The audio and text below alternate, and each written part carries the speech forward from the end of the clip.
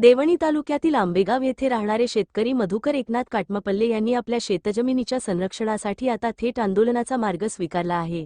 11 February 2026 पासून ते आपल्या कुटुंबासह आणि गुराढोरांसह तहसील कार्यालय देवणी येथे आमरण उपोषणाला बसलेले आहेत। काटमपल्ले यांच्या म्हणण्यानुसार मौजे आंबेगाव येथील गट क्रमांक 20/2 मधील सुमारे 1 हेक्टर 59 आर इतकी जमीन त्यांच्या व त्यांच्या पत्नीच्या नावे आहे।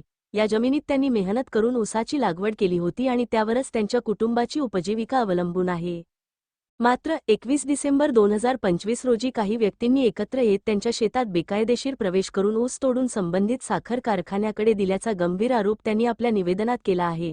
संबंधित कारखान्यांनी तो ऊस स्वीकारल्याचाही दावा त्यांनी केला आहे।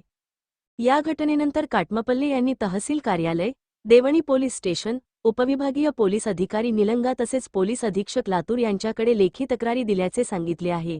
मात्र त्यांच्या म्हणण्यानुसार अद्याप पंचनामा किंवा ठोस कायदेशीर कारवाई झालेली नाही।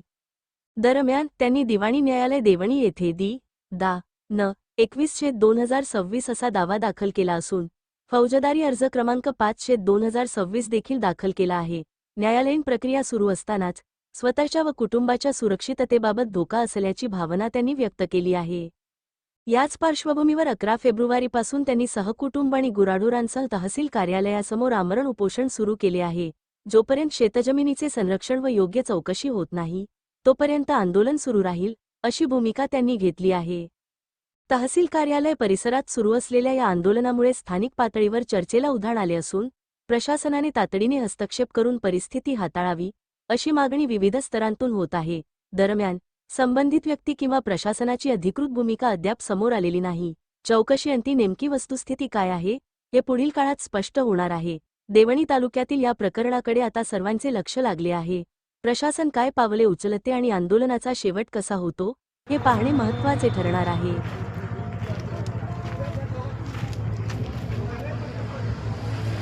आज कितवा दिवस उपोषणचा काय तुमची मागणी आहे? आमची मागणी अशी आहे की सर आमच्या जमिनीतील आईवडिलाच्या नावाची जमीन आहे। सर नंबर 20/2 आहे।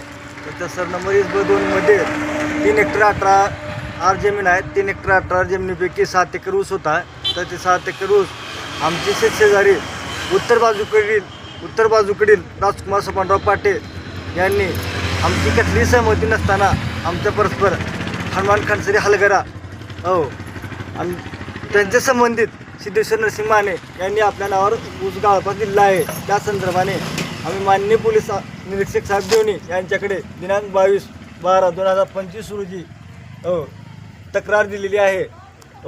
त्याचप्रमाणे तहसीलदार साहेब यांच्याकडे सुद्धा 22/12/25ला तक्रार दिलेली आहे।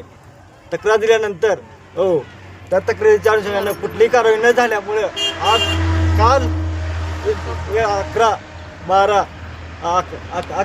11/2/2026 पासून मी माझे आई वडील सहकुटुंब व जनावरांसह आमरण उपोषणाला बसले आहे।